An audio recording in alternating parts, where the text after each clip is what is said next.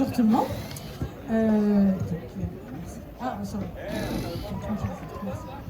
Bonjour tout le monde, merci d'être venus et merci à nos invités. Aujourd'hui, vous savez que l'escalade, c'est une discipline qui explose. Et donc, on voulait vous proposer une conférence, une table ronde, une discussion sur qu'est-ce qu'on fait pour travailler dans l'escalade. Oui, on peut être moniteur, on peut être ouvreur, mais il y a peut-être d'autres métiers et surtout, les filières de formation sont assez méconnues. Donc aujourd'hui, pour vous parler de tout ça, il y a Basile, Basile Pasquet, qui est la ligue régionale de la fédération, la FFME, qui est en charge des formations, donc Ligue régionale Île-de-France. Ensuite, Alice Lebeau, responsable de la formation à la FFME. Ensuite, on a Nat Attari, qui vient de Belgique, donc, qui parlera en anglais, et qui est ouvreuse internationale, donc elle ouvre, comme les messieurs derrière moi, mais sur des compétitions d'un plus haut niveau. Je me fais plaisir. Moi-même, donc Gaëtan, qui organise le festival, et qui est un club FFME. Et ensuite, on a Eric Attès, qui organise le salon d'escalade, et Jérémy Hartmann, de l'AMI, une association qui représente en particulier, pour l'instant, les moniteurs d'escalade d'Île-de-France. Donc, ce qu'on vous propose là, c'est chacun de ces participants va présenter la filière de formation qui gère, qui suit, 5-10 minutes. Et ensuite, si vous avez des questions, on répondra à vos questions sur les formations en escalade. Et au-delà de juste comment on fait pour avoir un métier, la discussion de fond qu'il y a aujourd'hui, c'est il y a quand même un changement. On passe en 20 ans de quelque chose qui se faisait un peu à la main. En gros, les grimpeurs qui grimpaient fort bossaient dans l'escalade. Et maintenant, et j'en suis un parfait exemple, parce que je bosse dans l'escalade et j'ai commencé à 40 ans et je ne suis pas forte. Donc, les choses ont changé. Et les choses continuent de changer, donc il y a plein de moyens de travailler dans l'escalade et c'est ça aussi dont on va débattre parce que ça implique aussi des questions maintenant sur peut-être les salaires, peut-être la normalisation, la mise en place de circuits plus organisés et ça peut décevoir certains ou permettre d'offrir des opportunités à d'autres. Basile, je te passe le micro.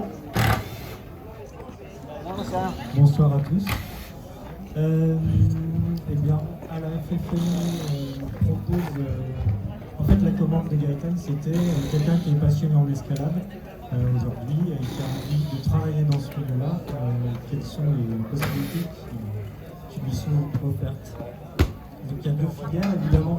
La filière bénévole, donc si vous voulez travailler en tant que bénévole, et puis la filière professionnelle. Et on verra qu'il y a des passerelles entre les deux. Du côté des bénévoles, on a trois champs d'action. Donc il y a les officiels, on va pas en parler, c'est sur la compétition. Les ouvreurs, mais il y a Nat qui en parlera plus, donc je vais pas trop m'étendre là-dessus. Et puis il y a les encadrants. Il n'y a plus beaucoup d'ouvreurs bénévoles. Et il n'y a plus beaucoup d'ouvreurs, mais aussi il y en a encore dans les clubs. Et donc les encadrants. C'est là-dessus qu'on va plutôt s'attarder. Donc si je fais un petit tour des diplômes qui existent aujourd'hui, au niveau des brevets fédéraux, le premier niveau ça va être l'initiateur SAE, qui est une formation de 5 jours qui va permettre d'encadrer en club. Comme son nom l'indique, en structure artificielle. Ensuite il y a l'initiateur escalade, qui lui va permettre de sortir et d'encadrer en club. Ensuite, on va avoir deux brevets qui sont un peu à part, qui sont entraîneur 1 et entraîneur 2, qui sont vraiment dédiés à l'entraînement, comme le nom l'indique. Le premier est porté par les régions. En gros, toutes les formations sont portées par les régions, et certaines formations de niveau supérieur sont portées par le national. C'est le cas par exemple de l'entraîneur 2. Ça sera pareil dans la filière d'ouverture, l'ouvreur 2 de compétition est porté par le national. Et ensuite, après, on a deux autres brevets, le moniteur escalade sportive et le moniteur escalade grands espaces qui lui permettra d'encadrer la grande voie. Voilà pour la filière bénévole, côté bénévole. Et pour les côtés pro, donc la TV porte 3 diplômes, le CQP qui est la première marche, qui est une formation de 23 jours, CQP AESA, qui permet d'encadrer uniquement en structure artificielle d'escalade. Ensuite, on va avoir le DGEPS perfectionnement sportif. Donc on en a deux, un Karma et un à Guarny, pardon. Et on a depuis peu le DES qui correspondait dans les diplômes qui ont été abrogés depuis au groupe BE2, brevet d'État escalade, qui a été remplacé par le DE, diplôme d'État. Très rapidement, je t'interromps. Ouais. CQP première marche, DE deuxième marche. Qu'est-ce qu'on peut faire de plus quand on est DE? De plus? Qu'est-ce qu'on peut faire en tant qu'encadrant? Qu'est-ce que ça nous donne comme prérogative supplémentaire? Ah d'accord. Le DE? Alors le DE, le DE, mais j'avais pas fini parce qu'il y a d'autres diplômes professionnels en fait. Et là il y a deux DE justement. Donc le DE porté par la Fédé, c'est performance sportive. Donc lui il est vraiment orienté entraînement. Il permet pas de faire de la grande voie. Donc il permet d'encadrer dehors et en bloc dans la forêt par exemple. Mais pas d'encadrer en grande voie. Celui-ci, celui qui permet d'encadrer en grande voie, c'est un diplôme d'État qui est porté par les CRAPS, on en a 3. Et celui-là, il permet d'encadrer en grande voie, il s'appelle diplôme d'État milieu naturel. Donc pour répondre à ta question, du coup, je vais répondre partiellement. Le CQP, lui, il est juste cantonné, il ne peut pas sortir. Voilà. On parlera peut-être plus tard de l'histoire du TFP, mais je laisse ça pour après. Okay. Ensuite, dans les autres diplômes qui existent, il y a les BPGEPS, activité physique pour tous, et puis certains d'autres qui sont plus confidentiels, AGFF, nautisme, qui quand ils sont accolés à la spécialisation escalade permettent d'encadrer. Il faut bien regarder les petites lignes sur la carte pro. Ça c'est quelque chose que je voulais dire s'il y a des employeurs, que ce soit club ou du secteur privé. Scannez bien les QR codes des cartes pro de vos encadrants quand vous n'êtes pas sûr, vous avez toutes les prérogatives dessus. Et ils parlent en termes de limitation, donc vous allez savoir ce que peut faire votre encadrant et surtout ce qu'il ne peut pas faire. C'est important pour vous protéger. Et ensuite, le dernier, c'est le BPGEPS APT. Et le plus haut niveau d'encadrement, ça va bien sûr être le diplôme d'État des guides de haute montagne.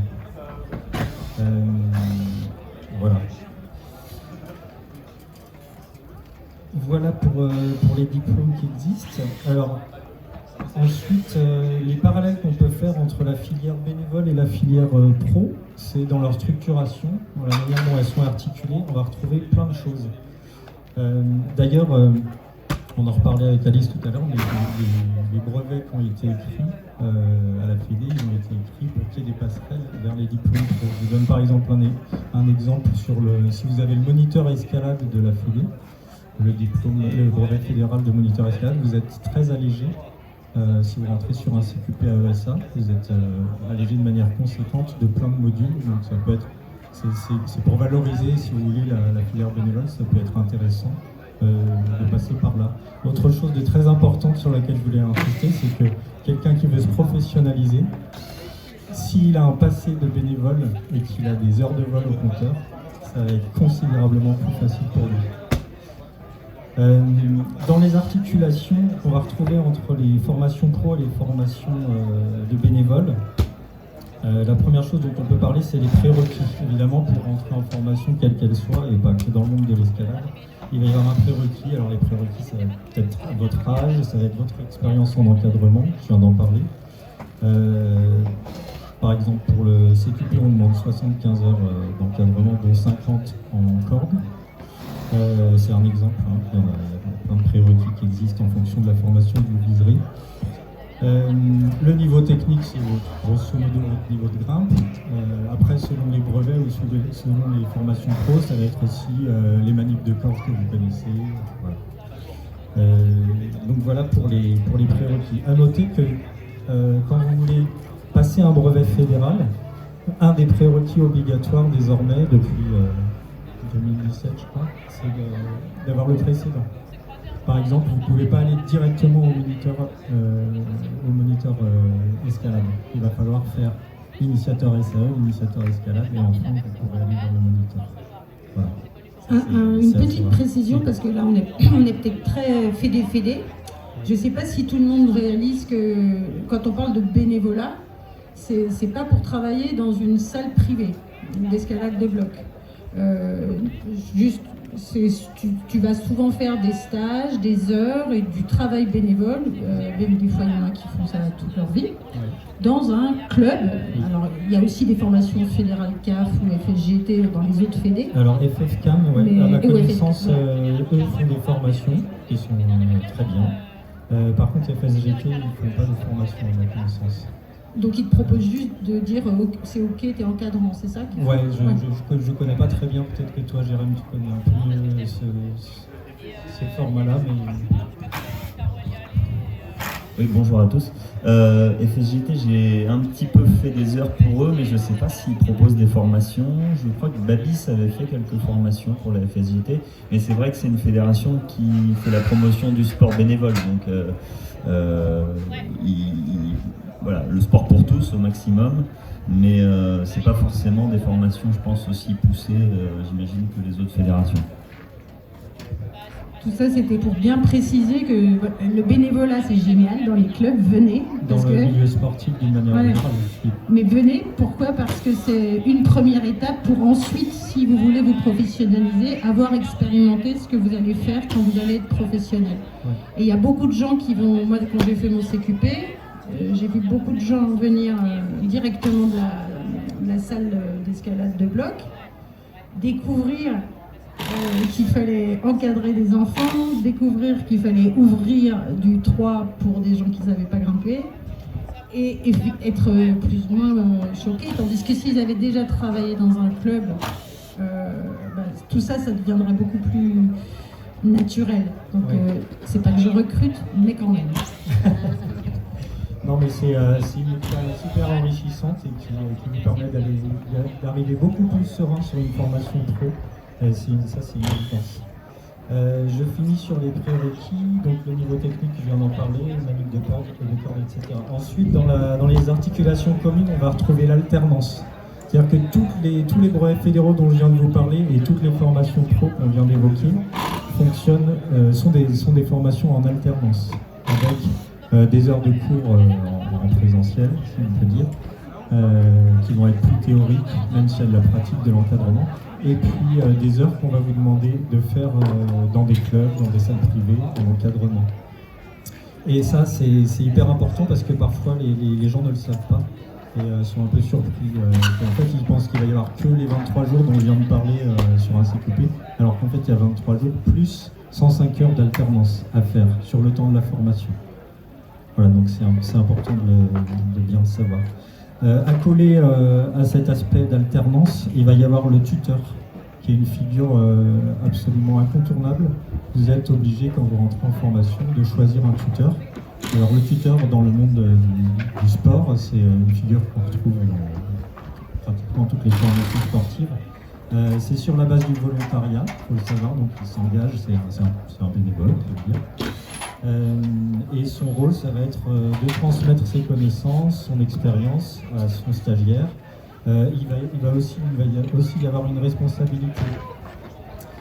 C'est-à-dire que dans les textes, il est écrit, les textes de la Dragesse, par exemple, il est écrit que le stagiaire est sous l'autorité de son tuteur. Voilà. Et ensuite, ce qu'on va retrouver, pour que l'alternance ait lieu, c'est des structures d'accueil qui peuvent être privées ou de clubs. Mais donc, voilà, pour rentrer en formation, il faut aussi avoir à l'idée qu'en amont, vous ayez trouvé un club ou une structure privée, ou les deux. Vous pouvez avoir autant de tuteurs et de structures d'accueil que vous le souhaitez. Ensuite, ce qu'on va retrouver en tout cas dans les formations pro, c'est la MSP. Donc c'est le premier examen où on vous regarde encadrer un groupe d'enfants. C'est très la bête noire, hein, Gaëtan.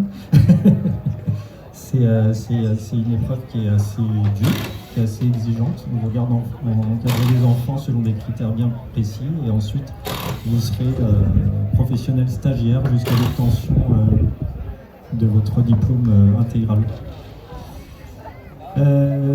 Voilà, Voilà, j'ai à peu près terminé. J'insiste sur le fait qu'il faut emmagasiner de l'expérience et puis sur le fait que toutes les formations ont été écrites avec un souci de complémentarité les unes par rapport aux autres. Si tu veux rajouter quelque chose. Merci Basile. On a fait le temps parfait, donc vas-y Alice. Juste pour préciser aussi que les filières, que ce soit la filière bénévole ou la filière professionnelle, elles ont vraiment été réfléchies et construites de manière progressive, avec une vraie idée d'un parcours professionnel au fur et à mesure de votre vie aussi d'encadrant ou autre chose. Et qu'il y a vraiment possibilité d'y aller pas à pas, parce qu'on sait aussi que les métiers, notamment les métiers d'encadrement, c'est pas toujours une évidence, ça demande quand même pas mal d'exigences. Et du coup, cette progressivité dans les filières, elle permet aussi d'emmagasiner de l'expérience, comme on a dit tout à l'heure, et puis aussi de se familiariser avec l'environnement et de monter en compétences au fur et à mesure. Parfait. Donc, on va passer la parole à Nat Attari, qui ne parle pas français. Elle va présenter en anglais et je traduirai. Et vu qu'elle va parler de l'ouverture, on n'a pas parlé de la filière ouverture en France, qui est faiblement professionnalisée à l'heure actuelle. Mais il y a aussi une filière bénévole, ouvreur, club, ouvreur départemental, etc. Et des tentatives il y a des formations proposées par les salles privées, mais qui aujourd'hui ne sont pas nécessaires pour exercer le métier. Donc là, on va avoir la vision d'une ouvreuse internationale. Et c'était super important, j'ai une petite précision, mais c'était super important pour moi que ce soit une ouvreuse, parce qu'elles sont combien en pourcentage? Do you remember? The percentage of female woodsetter? Is it 2%, 5%, 1%? In Belgium, I'm the only one. So we've got the only National Belgian setter. National level. So, and I think it's a difficult job, very difficult at many levels for the brain and the body, but it's good. C'est un boulot très difficile, mais les femmes arrivent à grimper, elles arrivent aussi à ouvrir. Donc Nat, à toi. Hi, so I'm Nat, and I'm a professional root setter. I say professional meaning it's my full-time income, so it's my only job. It's taken a long time to get here.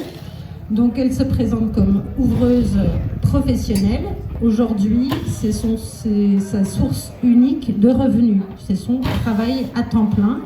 Et ça a pris un certain temps pour elle d'en arriver au stade où elle peut vivre de l'ouverture. I started setting for free climbing entrance, as most people. Elle a commencé en faisant des ouvertures contre des entrées gratuites à la salle. And then I started getting good and asking for money, and people thought I was crazy. Et après, vu qu'elle est devenue bonne et forte, là, elle a commencé à dire qu'elle devait être payée. Et les gens se sont, en français, on est filmé, se sont foutus de sa gueule. This is so fun, how can you ask for money? Mais tu dois tellement t'amuser, pourquoi veux-tu être payée? Which I responded, well, it's the first thing people do when they come to your gym. They climb your boulders, your roots. So it's really important that there's some professionalism there. And don't you think root setter should be a job? So me and my partner were one of the first people to be paid in Belgium as professional setters 8 years ago only. Donc il y a 8 ans, ils ont été, elle et son compagnon, les premiers ouvreurs à être payés dans des salles belges. Et en gros, ce qu'elle disait, c'est qu'elle ne comprenait pas que vu que l'atout, t'as pas vraiment dit ça, pardon, mais le plus important quand tu arrives dans une salle d'escalade privée, c'est les blocs que tu vas grimper, la qualité des ouvertures, même si des fois le public ne voit rien. Mais c'est quand même super important. Et donc, elle ne comprenait pas pourquoi les salles disaient qu'il ne fallait pas payer pour ça. So I've seen the industry evolve super fast in the last 5 years, mainly because the amount of climbing gyms is becoming faster, and the amount of root setting can't keep up. Donc, elle trouve que depuis 5 ans, tout a complètement changé dans l'ouverture parce que le nombre de salles d'escalade a explosé et quelque part, le nombre d'ouvreurs et le nombre et qualité n'arrivent pas à suivre. Et aujourd'hui, donc tu travailles bien. There's too much work for me. Yeah. Donc aujourd'hui, elle a trop de travail et ouais. So I now have been thinking the last years of a more educational system to make, as we were talking about before, a more national education system for route setting. Why isn't there a commercial educational route setting system? Because we should begin here and work our way up. So creating an educational system for private climbing gyms. Donc elle pense qu'il est important et urgent, mais j'ai un petit problème de compréhension, de créer un système de formation. Ah oui, j'ai compris. Un système de formation, non pas des ouvreurs clubs qu'ils ont aussi en Belgique, ouvreurs club national, départemental, non. Club départemental, régional, national, pour les compétitions, ça existe aussi, mais c'est pas ça qu'il faut. C'est comment on devient un ouvreur de salle commerciale et que ça soit professionnalisé, parce qu'il en a besoin, les salles en ont besoin, et il faut mettre en place une norme. So you are for a norm, you want something more. We did it. The last 2 years, we successfully created a climbing wall federation. So you have your national federation, and now we have a climbing wall federation. Donc ils ont, on l'a pas ça, pas vraiment, hein, l'USD c'est pas ça. Donc ils ont créé une fédé des salles d'escalade qui met en place une formation pour, c'est ça, pour être ouvreur en salle d'escalade. Et les Français peuvent aller se former en Belgique? Can French people go and train there? Technically, yes. And I believe this is a better way to have a constructive educational path where you don't just need to know someone to become a route setter, because it's very difficult to become a route setter unless you're in the club of route setters. Ça va parce que Jérôme n'est pas là, donc on peut dire ça. Mais en effet, c'est un peu vrai. Quoi. Ceux qui sont dans l'ouverture le savent. Ce qu'elle dit, c'est qu'aujourd'hui, pour rentrer dans le milieu, il faut être bon, ça c'est sûr, et c'est difficile de savoir qui est bon, qui est pas bon. C'est pas facile hein, de savoir.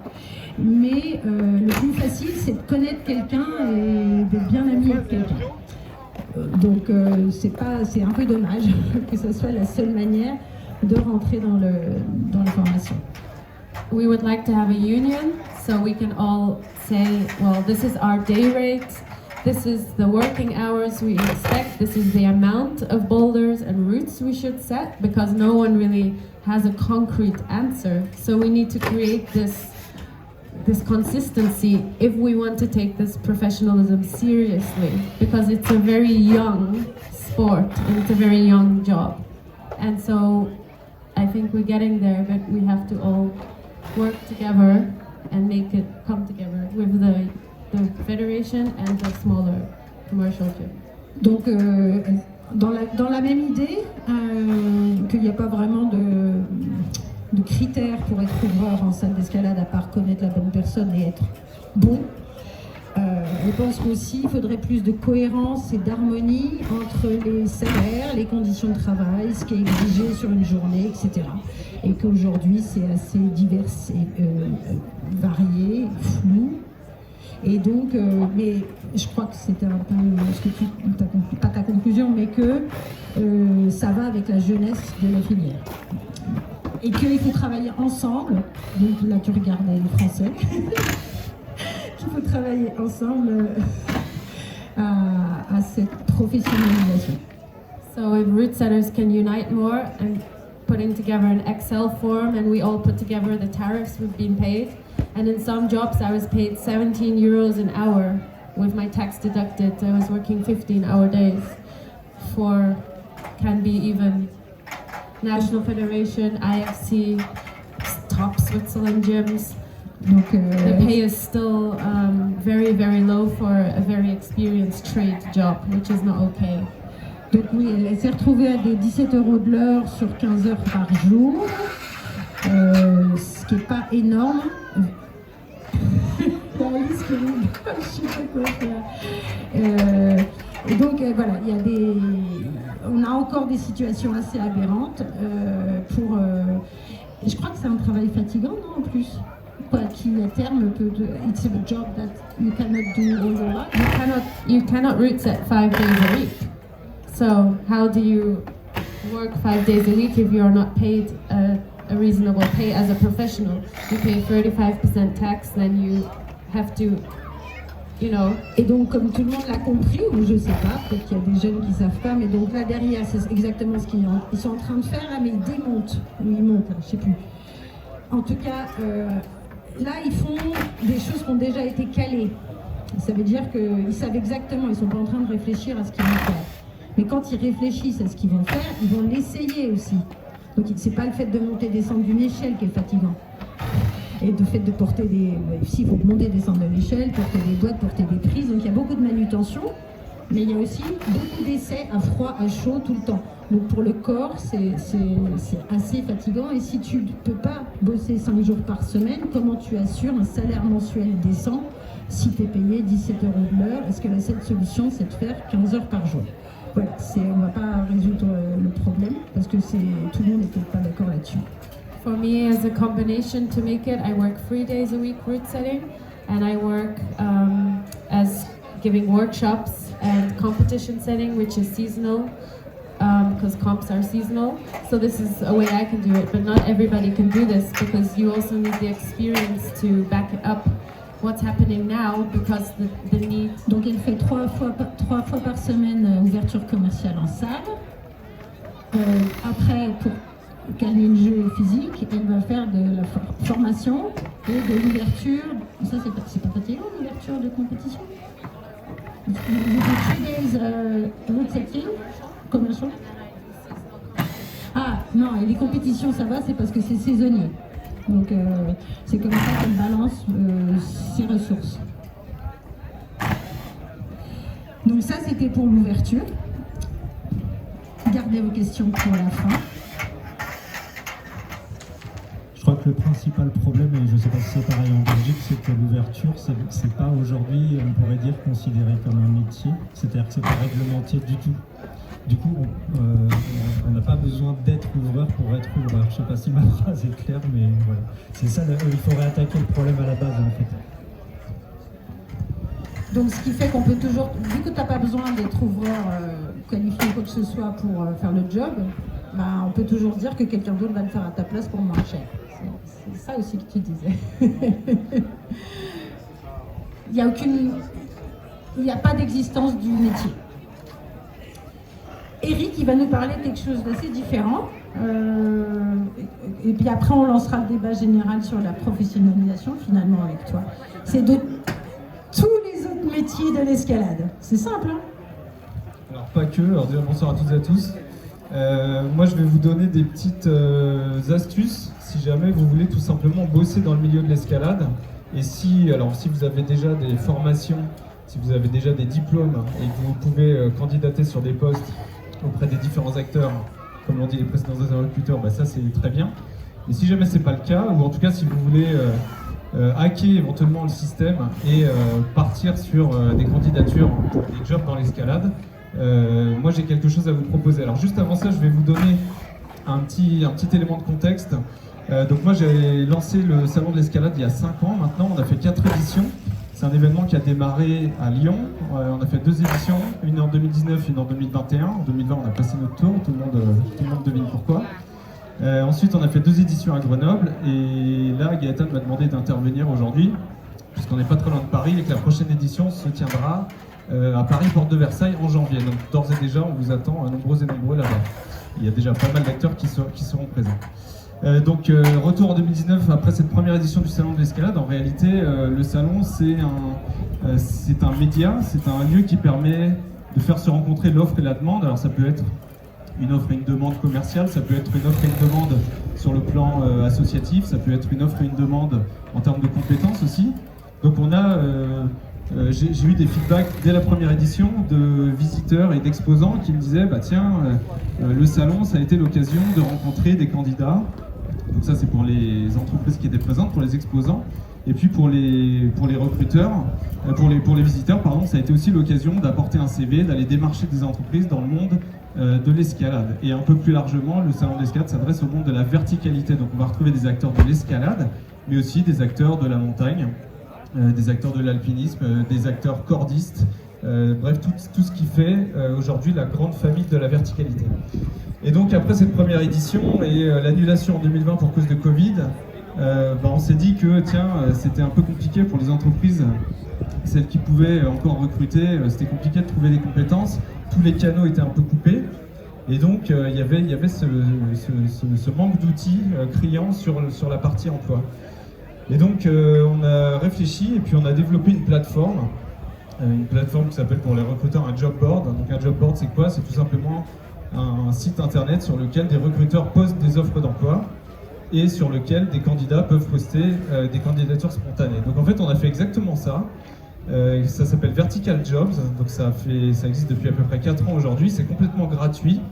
Et donc si vous allez sur votre moteur de recherche préféré, que vous tapez salon de l'escalade, vous regardez dans les onglets, vous cherchez Vertical Jobs et vous allez trouver deux parties. Une partie qui permet de proposer des candidatures spontanées. Donc typiquement, voilà, je suis allé au Festival Oh My Block ce week-end, j'ai vu qu'il y avait moyen de faire des choses dans le monde de l'escalade, je serais intéressé, j'ai à mon actif des stages, j'ai à mon actif éventuellement des formations, et donc je propose ma candidature, visible auprès de tout un panel de recruteurs, un panel en réalité infini, puisque cette plateforme est ouverte à tout le monde, c'est-à-dire qu'il n'y a pas besoin d'être exposant pour poster des annonces. Voilà, si demain vous montez une boîte dans le monde de l'escalade et que vous cherchez des candidats, vous pouvez tout à fait poster des offres chez nous. Et donc voilà, donc les candidatures spontanées vont pouvoir être émises à l'attention de toutes celles et ceux qui vont les lire et qui vont être intéressés par un profil donné et pouvoir le recruter. Et de l'autre côté, en contrepartie, les entreprises qui le souhaitent et qui sont, la seule condition c'est d'être dans ce monde de la verticalité, vont pouvoir elles aussi poster des offres d'emploi. Donc typiquement, un club qui a besoin d'un ouvreur, il va pouvoir poster sur Vertical Jobs une offre en disant on recherche un ouvreur avec tel niveau de formation, il y a tel niveau de rémunération, ou ça peut être des jobs de stage, donc ça peut être du bénévolat, il n'y a aucune barrière à l'entrée. Une salle d'escalade privée qui cherche, pareil, un animateur escalade va pouvoir proposer ce job sur la plateforme gratuitement. Mais ça peut aller bien au-delà. Je disais tout à l'heure que dans ce monde de la verticalité qu'on agrège au salon, on a par exemple des cordistes. Donc on peut très bien avoir des boîtes de cordes qui cherchent à recruter du monde, qui vont poster des annonces. Voilà, mais ça peut être aussi un chargé de développement commercial pour une boîte de chaussons d'escalade. Ça peut être plein de choses. On a formé des gens à fabriquer des prises. Tu crois qu'ils peuvent trouver du boulot maintenant? Bah, je pense qu'ils peuvent candidater, ils peuvent montrer ce qu'ils ont fait. Alors c'est pareil, je disais, on peut hacker un peu le système entre guillemets. Moi, je suis pas forcément dans les choses toujours hyper formelles. Et ce que je trouve intéressant, c'est quelque part, c'est de sortir un peu du cadre. Donc typiquement, nous, quand vous postez une candidature spontanée sur Vertical Jobs, vous pouvez évidemment poster votre CV. Mais ça, c'est un peu la vision à l'ancienne, c'est un peu ma vision du recrutement, enfin de ma génération, on va dire.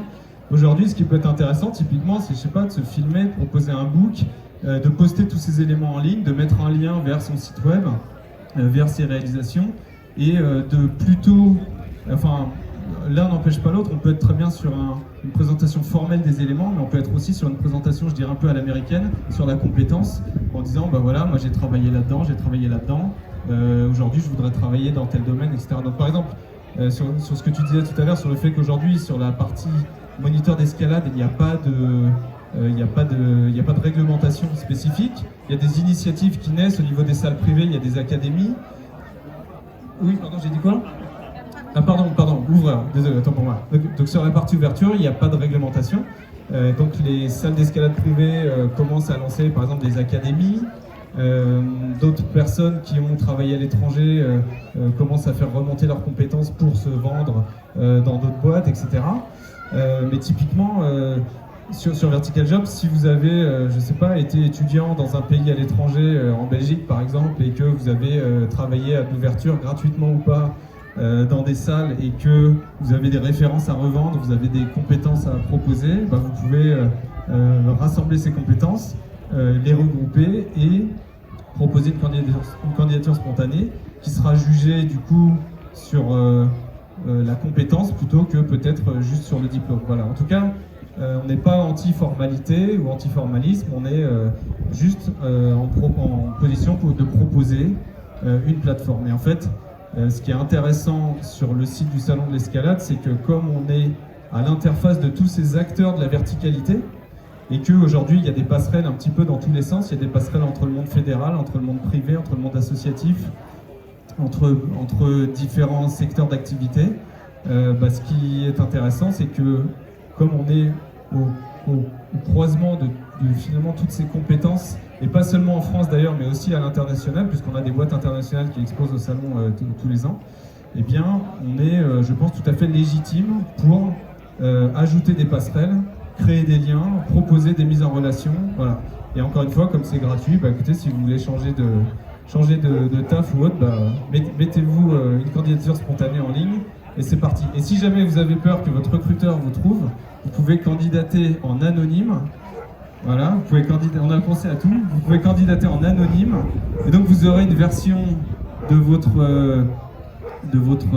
CV, de vos compétences qui sera bridée, on ne verra pas votre nom par exemple, si vous pouvez choisir ou pas de le faire en secret ou pas, mais voilà, vous ne serez pas forcément grillé, mais si en revanche quelqu'un voit que le peu de compétences que vous avez affichées en clair sont intéressantes, eh bien il pourra rentrer en relation avec nous, nous demander le profil complet et là ouvrir de nouvelles opportunités. Voilà. Génial, donc on va changer d'époque. Non. J'arrête, ça provoque. Vous m'entendez? Parce que moi je... Ouais, bref. Donc, Jérémy, tu vas nous parler d'une association de moniteurs. C'est le syndicat des moniteurs, c'est ça? Alors, c'est pas un syndicat, justement, il y a eu des grands débats au sein de l'association. Au tout départ, c'était un collectif de profs d'escalade d'Île-de-France. Tout simplement un petit groupe WhatsApp avec un moniteur qui était un petit peu poil à gratter, qui a dit pourquoi on ne se réunirait pas pour discuter des problématiques liées à notre travail, et notamment notre travail en Île-de-France, parce que on est une grosse région, comme vous le savez, avec beaucoup d'habitants et beaucoup maintenant de pratiquants d'escalade. Et donc, être prof d'escalade en Île-de-France, c'est, je pense, assez différent d'être prof d'escalade en province, dans des régions où il peut y avoir plus de nature, plus de montagnes. Donc on travaille essentiellement en salle, on travaille aussi beaucoup à Fontainebleau parce que c'est devenu une mecque mondiale, hein, la preuve en est ce festival. Et donc au début c'était juste, on se réunit dans un café, on discute des problématiques du métier, est-ce qu'on est bien payé, est-ce qu'on travaille dans de bonnes conditions, est-ce que le fait qu'il y ait de plus en plus de salles privées change la donne aussi dans nos métiers, parce que avant c'était essentiellement en club, maintenant il y a des clubs bien sûr qui continuent à exercer, ça marche très bien, mais il y a de plus en plus de salles de bloc, pas mal de salles de voix aussi, des salles commerciales qui ont des logiques bien sûr de profit. Et donc nous l'objectif c'était aussi de se défendre un petit peu. Alors on n'est pas un syndicat, mais on débat des problématiques de notre profession. Il y a à la fois les CQP, les DE, tous ceux qui en fait gagnent de l'argent par le biais de l'escalade en encadrement. On a proposé aussi aux ouvreurs, mais comme vous le disiez tout à l'heure, il n'y a pas de statut légal de l'ouvreur, donc finalement pour l'instant c'est plus des profs encadrants qui viennent et qui participent au débat que des ouvreurs. Maintenant il y en a qui sont les deux, hein. Moi dans mon club je suis donc diplômé d'État, j'ai passé le diplôme de la fédération. Je fais un peu tout, je suis à la fois prof d'escalade pour les babies jusqu'au entraînement de l'équipe compétition. Je fais de l'ouverture pour renouveler les voies de mon mur d'escalade. Demain on organise une petite compétition pour les enfants, et je suis au four et au moulin. Je suis là ce soir, et puis demain matin, je serai avec les jeunes du club. On a préparé les veillez-vous, etc. Je fais de l'administratif. Enfin, on est vraiment couteau suisse, en tout cas pour ce qui me concerne. Et donc voilà, l'AMI, il y a quelques syndiqués qui sont dedans. Il y a des syndicats, normalement il devait y avoir un représentant du SNAPEC, qui est un peu le principal syndicat dans le milieu de la verticalité. Il y a à la fois des guides de haute montagne, des diplômes d'état milieu naturel, perf, escalade comme moi, CQP, enfin il y a différents métiers, il y a même du canyonisme. Il y a aussi un autre syndicat qui s'appelle le CIM, je crois. Voilà. Mais nous, on a voulu rester juste une association. Au début, c'était un collectif. Maintenant, on a créé un statut avec un bureau, président, trésorier, secrétaire. Et on essaye d'évoquer les problématiques de salaire, quand même, parce que c'est le nerf de la guerre, de conditions de travail, pour ne pas se faire trop presser par les grands patrons. Voilà. Et justement, avant de passer le micro à la salle s'il y a des questions, je voudrais que tu nous donnes une idée. Là, on a eu un minimum, c'était un minimum de 15 euros de l'heure. 15 euros an hour was the minimum. And what can you get, what you expect normally? What do you ask?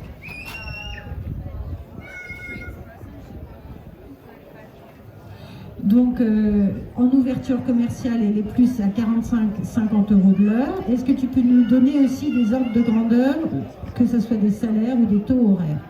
Oui, alors on va dire, il y a soit ceux qui travaillent en indépendant, donc souvent avec un statut d'auto-entrepreneur ou d'entreprise, et puis ceux qui sont salariés. Pour les auto-entrepreneurs ou ceux qui sont indépendants, le taux horaire pendant longtemps ça a été 40 euros de l'heure, en tout cas en Ile-de-France et pendant assez longtemps. Là, comme vous avez pu le constater, il y a eu une grosse inflation ces dernières années, donc on se pose tous la question d'augmenter et on est plus autour des 45 euros de l'heure à l'heure actuelle, sachant que bien sûr tout ça ensuite va être taxé, donc on touchera moins. On ne cotise pas pour la retraite, enfin voilà, mutuelle, etc. Ça c'est pour notre pomme. Donc c'est plus, on tend justement, l'association aimerait mettre en place, et avec bien sûr un accord collectif et que tout le monde soit d'accord, à la fois que ça soit accepté par les salles privées et par les clubs. Les clubs, c'est des associations aussi, elles n'ont pas forcément des budgets énormes, mais qu'on augmente ce taux à peut-être 47 euros de l'heure la saison prochaine. Voilà, ça c'est des discussions qu'on a nous entre nous. Ensuite, en salariat, j'ai peur de dire des bêtises, mais c'est autour de entre 20 et 30 euros de l'heure aussi. Là, sachant qu'effectivement, on cotise pour la retraite, on a une assurance chômage, enfin, c'est quand même assez différent, donc il y a ça à prendre en compte dans les différences entre le taux horaire salarié et le taux horaire en indépendant. Voilà. Il y a des forfaits aussi journée quand on fait de l'ouverture. Ça dépend de vos compétences et de votre notoriété en ouverture, c'est un peu comme ça que ça se joue, puisqu'il n'y a pas de diplôme. C'est sûr qu'un ouvreur ou une ouvreuse internationale, elle va demander sans doute un peu plus que celui qui se lance et qui va ouvrir pour un club voilà, où il y a peut-être moins d'attente. Voilà. Mais grosso modo, c'est dans les 250 euros à 350 euros la journée, je crois, pour une journée d'ouverture. Mais tout ça, en fait, c'est important de fixer avec la personne avec qui on contracte, j'allais dire, une fiche de poste, enfin des choses à faire et à pas faire, parce que le diable se cache dans les détails. Et est-ce qu'il faut démonter le mur en plus d'ouvrir? Est-ce qu'il faut laver les prises en plus d'ouvrir? Ou est-ce qu'il faut juste ouvrir? Tout ça, c'est des choses qui sont à préciser. Voilà, pareil dans l'encadrement. Est-ce que quand vous encadrez un anniversaire dans une salle, vous avez un espace dédié? Ou alors est-ce que tous les gens qui ont payé leur entrée dans la salle commerciale, ils ont le droit d'aller au milieu de vos enfants qui font leur anniversaire? C'est des choses à bien préciser, parce qu'après on s'en mord les doigts et on se rend compte qu'on s'est un peu fait avoir si on n'a pas bien cadré la chose. Si on a bien cadré la chose en amont, normalement il n'y a pas de problème. Par exemple, en risque d'annulation, on fait une sortie à Fontainebleau avec un groupe. Il se met à pleuvoir, enfin la météo annonce un orage le lendemain. Est-ce qu'on annule 48 heures avant, 72 heures avant? Est-ce que le pro est remboursé ou pas remboursé? Tout ça, c'est bien de le préciser. C'est des choses qu'on apprend avec le métier, parce que souvent, les premières fois, on dit oui à tout et puis on se fait avoir. Merci. Donc on va vous passer, je vais venir avec John. Est-ce qu'il y en a qui ont des questions ou je lance la première question? C'était celle de Sarah. Ouais, donc là-bas et ensuite derrière. Il y a monsieur qui prend des notes depuis le début, donc tiens, c'est le tien le micro. Je pense qu'il veut faire... Ah, tu vas sur la casquette, sur le monsieur.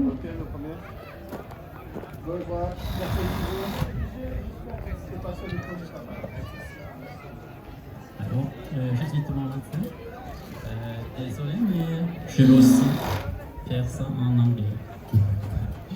Okay, I've been working as a climbing technique instructor for more than 10 years, and I have the exact same experience that you have formalizing the education.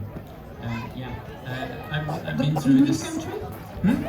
Which country? Norway. Norvège. Donc il est moniteur en Norvège. And I've been through the exact same path journey that you have. The Climbing Federation in Norway showed no interest in formalizing any type of education, structure of contents, nothing. My understanding of the Norwegian Climbing Federation is that it is a factory. You put children in one end and you harvest gold medals in the other end. Donc, un autre débat.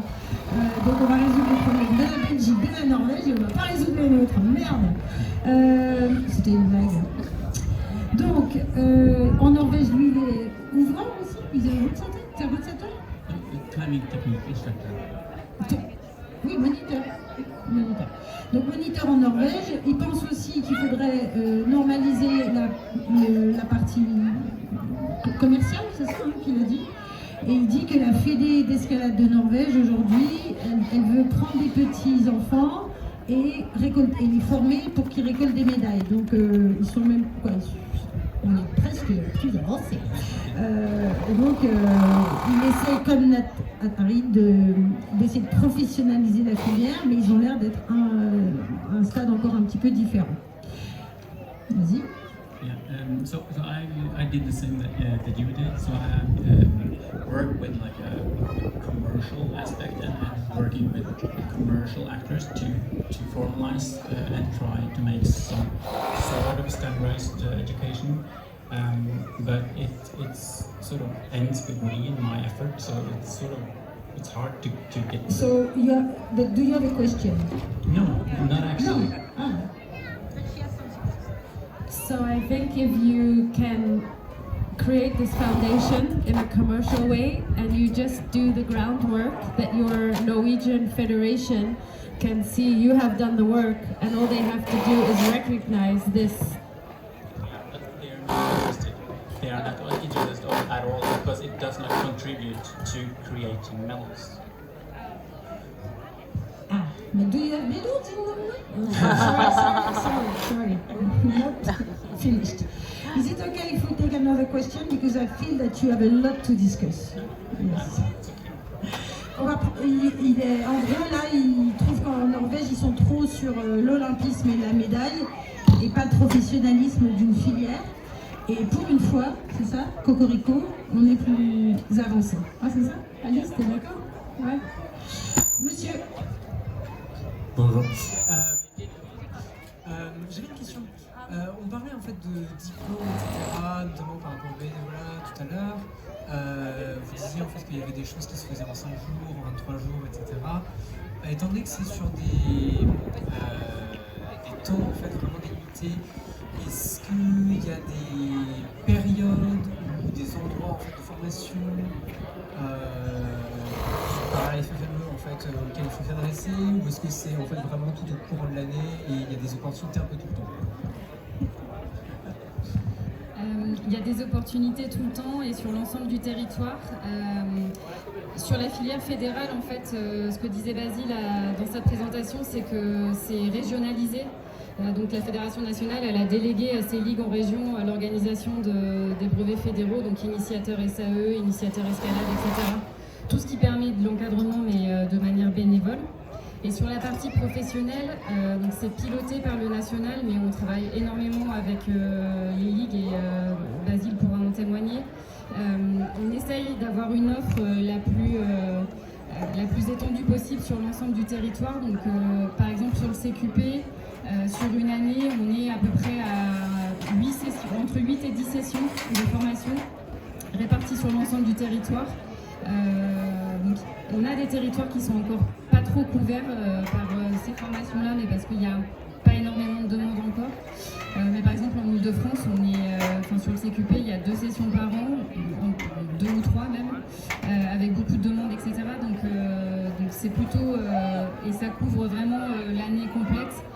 Il y a moins d'offres l'été, mais parce qu'il y a moins de demandes aussi. On est vraiment sur une saisonnalité sportive, donc septembre-juin, et sur l'ensemble de la saison. Ouais.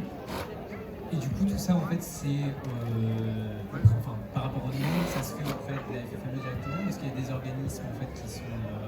Non, c'est auprès de la FFME directement. Ouais. Sur le site internet de la fédération, il y a toutes les informations, tous les contacts sur cette offre. Merci. En gros, tu peux demander à Basile et à Alice, ils ont tous les calendriers. Est-ce qu'il y a d'autres questions sur la formation en escalade? Pas de questions sur les formations d'escalade, les amis? La formation pour devenir speaker spécialisé dans l'escalade? Tu es passé par Vertical Job? Absolument pas. Je n'avais jamais entendu parler de Vertical Job.